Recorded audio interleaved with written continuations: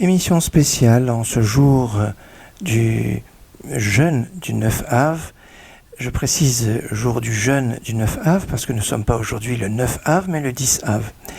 Et quand le 9 Av, jour le plus triste du calendrier, tombe à Shabbat, eh bien le jeûne, toutes les manifestations de deuil sont reportées au lendemain. Voilà pourquoi aujourd'hui, 10 Av, eh bien nous marquons tout ce qui est en rapport avec ce jour du 9 Av, et nous allons ensemble réfléchir sur cette date triste du calendrier, dont la première occurrence, le premier événement qui est arrivé ce jour-là, c'est le retour des explorateurs après 2 ans que les enfants d'Israël étaient dans le désert, et ils ont reçu la Torah, après la sortie d'Égypte, ils ont reçu la Torah, ils ont fait le veau d'or.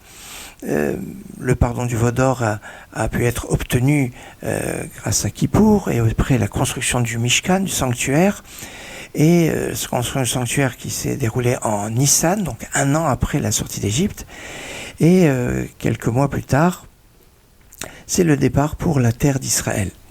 Alors les enfants d'Israël demandent à voir ce qui se passe. Est-ce que c'était pour faire une analyse stratégique, pour savoir comment on va faire la conquête de la terre d'Israël? Est-ce que c'était pour s'assurer que ce que Dieu avait dit, que la terre était bonne, qu'elle était vraiment bonne? On laissera le doute planer. Toujours est-il qu'ils sont partis pendant 40 jours, ces explorateurs. Ils ont visité la terre d'Israël. Et ce qu'ils ont remarqué surtout, c'est qu'il y avait beaucoup d'enterrements. Pourquoi beaucoup d'enterrements pendant cette visite? Bien parce que Dieu voulait qu'on ne remarque pas la présence de ces explorateurs, et quand il y a un enterrement, à la fois on est occupé par l'enterrement, et puis on peut imaginer qu'il y a des personnes qui sont présentes pour rendre honneur à la personne qui est décédée, et qui peut avoir des étrangers qu'on ne connaît pas, et puis on ne va pas poser des questions à tout le monde. C'est pour ça, pour cacher un petit peu cet élément. Malheureusement, les explorateurs vont mal interpréter cela, et en revenant, ils vont dire « Eretz Ochelet Yoshvea ». C'est une terre qui mange ses habitants. Ils ont fait ce descriptif la veille du 9 Av, et le soir du 9 Av, l'Assemblée s'est mise à pleurer en se disant « Pourquoi nous sommes arrivés ici ? Il aurait été mieux de mourir, de rester en Égypte, et Dieu va être irrité de cela, et à cause de ce qu'on appelle la faute des Meraglim, la faute des explorateurs, qui était liée à la parole, liée au manque de confiance. Et ça va être le premier point où Dieu va dire « Vous avez pleuré pour rien ce soir-là ». Eh bien, Bechia Shel Chinam, les pleurs gratuits, vous pleurez pour quelque chose. Et il a été décrété que toute cette génération devait mourir dans le désert. Alors on a dit que ces explorateurs ont vu qu'il y avait des décès en Israël, en terre de Canaan, quand ils ont visité la terre. Eh bien, le jour du 9 Av va devenir un jour de décès, car pendant toutes les années d'errance dans le désert, il va y avoir 42 étapes, mais ces 42 étapes, ils vont être pendant 19 ans dans une seule étape. Mais toujours est-il que pendant cette errance de 40 ans, toute cette génération va mourir. 15 000 personnes mourront toujours le 9 Av. Le jour du 9 Av, c'est intéressant, on revoit cette notion de mort en jour du 9 Av, où 15 000 personnes mouraient chaque année. Ils mouraient que ce jour-là. C'est pour ça que c'est devenu quelque part un jour de deuil par excellence, puisque toutes les familles pouvaient être touchées par la disparition dans ces 15 000 qui étaient morts, jusqu'à la dernière année où la dernière année, les derniers 15 000 ne sont pas morts pour un certain nombre de raisons qu'on expliquera prochainement, parce que c'est lié déjà à l'histoire du 15 Av qui est le jour de fête qui suit le 9 Av. Toujours est-il que le 9 Av est donc resté dans l'histoire comme un jour de deuil, comme un jour lié à l'errance, donc à l'exil, parce que l'errance des enfants d'Israël dans le désert va être un petit peu préfigurer quelque part l'exil des enfants d'Israël à travers l'histoire. Et c'est pour ça que plus tard, bien, il va voir la construction du premier temple par le roi Salomon, et 410 ans plus tard, la destruction de ce fameux temple, premier temple de Jérusalem, par Nabuchodonosor. 70 ans plus tard, il va y avoir la reconstruction du deuxième temple, à l'époque de Ezra notamment, et qui sera détruit par les Romains 420 ans plus tard. Et comme la destruction du premier temple, comme la destruction du deuxième temple, ont eu lieu exactement le 9 Av. À l'époque du premier temple, eh bien, quand il y a eu la destruction du premier temple, il va y avoir une institution de jeûne, de 4 jeûnes qui vont être liés avec la destruction d'abord du premier temple. C'était les jeûnes qu'on appelle du 4e, du 5e, du 7e et du 10e mois. On parle des mois. Le 4e mois, c'est le mois de Tammuz, c'est la première brèche dans la muraille de Jérusalem au 17 Tammuz. Le 5e mois, eh bien, c'est le mois dans lequel nous sommes, le mois de Av, où c'est la destruction donc du premier temple. Le jeûne du 7e mois, c'est le jeûne de Guédalia, où il y a eu l'assassinat du gouverneur en Judée, qui va marquer la fin, on va dire quelque part, de l'établissement à cet endroit des enfants d'Israël à Jérusalem. Et le jeûne du 10e mois, c'est le jeûne du 10 Tevet, en fait, qui marque le début du siège, qui est arrivé avant, en fait, tous les autres, mais on le décrit à la fin, puisque on donne l'ordre des mois. Et donc, dans l'ordre des mois, le dernier mois, c'est le mois de Tevet, le 10 Tevet, qui marque le début du siège de Jérusalem. Et donc, pour le jeûne du 5e mois, qui est donc le jeûne du 9 Av, il va y avoir donc l'institution, au moment du premier temple, de jours de jeûne par rapport à la destruction. Et donc à la même date, le 9 Av, à 490 ans de différence, il y aura la destruction donc du deuxième temple par les Romains. Voilà comment le 9 Av est devenu un jour de jeûne et un jour de deuil. Alors il y a eu d'autres événements qui sont arrivés le 9 Av, comme la chute de la forteresse de Béthar, qui était dirigée par Bar Korba, au moment de l'insurrection et la révolte, la grande révolte qu'il y a eu par Bar Korba, l'an 132. Et cette chute est considérée aussi comme une sorte de destruction terrible, puisque c'était l'espérance de pouvoir repartir avec cela. Rabbi Akiva penser que Bar Korba pouvait être le Mashiach, le Messie. Et donc on peut imaginer la grande déception qu'il y a eu encore le 9 Av par la chute de la forteresse de Béthar. Enfin, toujours encore le 9 Av, la ville de Jérusalem a été labourée par les Romains pour montrer qu'il n'y avait plus rien.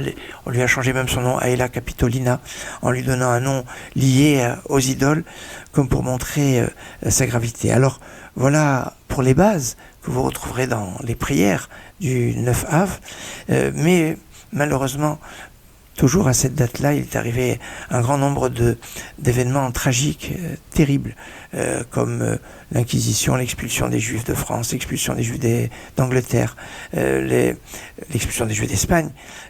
Et puis, donc, dans cette date-là, il y a cette connotation. C'est pour cela que c'est un jour triste, un jour de deuil. Quand le 9 Av tombe un Shabbat, comme c'est le cas cette année, on ne peut pas jeûner Shabbat, le Shabbat étant au-dessus de toute notion de deuil, et le jeûne reporté aujourd'hui, ce qui va avoir un certain nombre d'incidences au niveau pratique, ce que nous aborderons dans le courant de notre émission. Mais pour l'heure, je vous suggère de retrouver un passage, je dirais, emblématique de ce jour du 9 Av. Il s'agit du psaume, quelque part du psaume du 9 Av, qui est le psaume 137. Il y a une particularité dans ce psaume de remarquable. En effet, ce psaume n'a pas déjà de titre. Il commence ni par Mizmor, ni par Lamnatsear, comme on le retrouve dans de nombreux psaumes. Il est anonyme, on ne dit pas qui l'a écrit, mais d'après les commentaires, on nous dit que c'est David. Comment David? C'est un psaume qui parle de l'exil, qui parle de la destruction, bien après la destruction du premier temple. Or, le roi David n'a même pas vu la construction du premier temple. Alors, les commentaires vont dire ce psaume a été écrit bien sur le mode prophétique.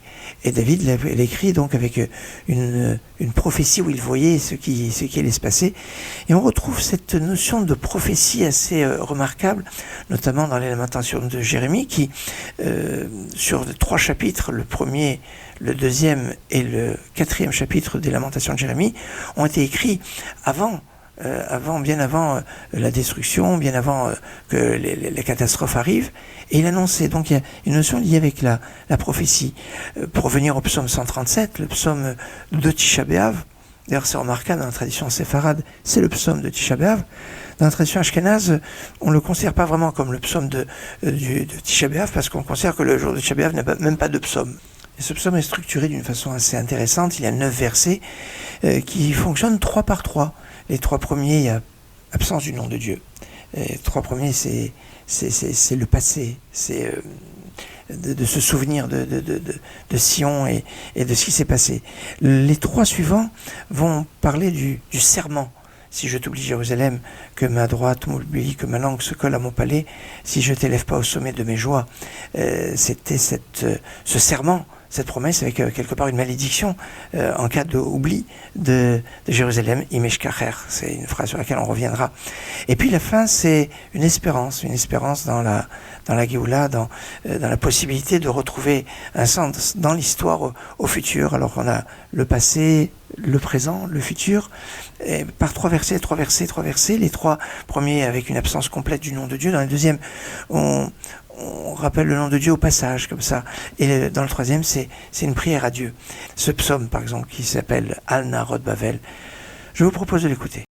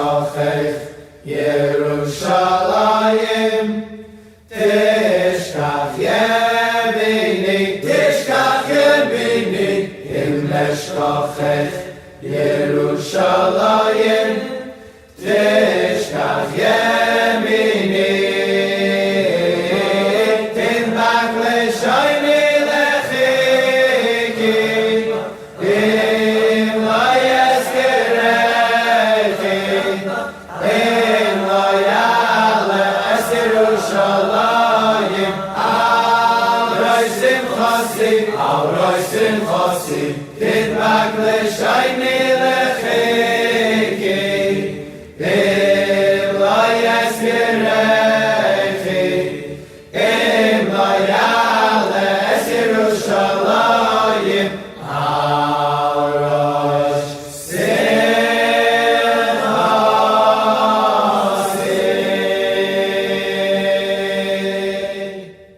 Zichor Hashem livnei Adoyim es Yoyim es Yoyim Yerushalayim Hay Merim Haru Haru Hay Merim Haru Haru Ad HaYesod Ba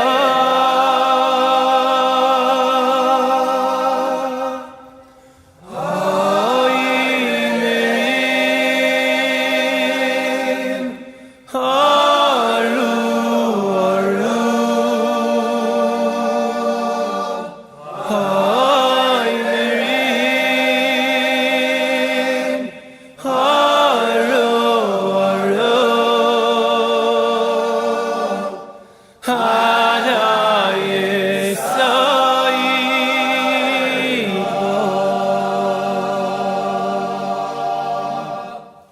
Im eshkochech Yerushalayim, tishkach yemini, tishkach yemini.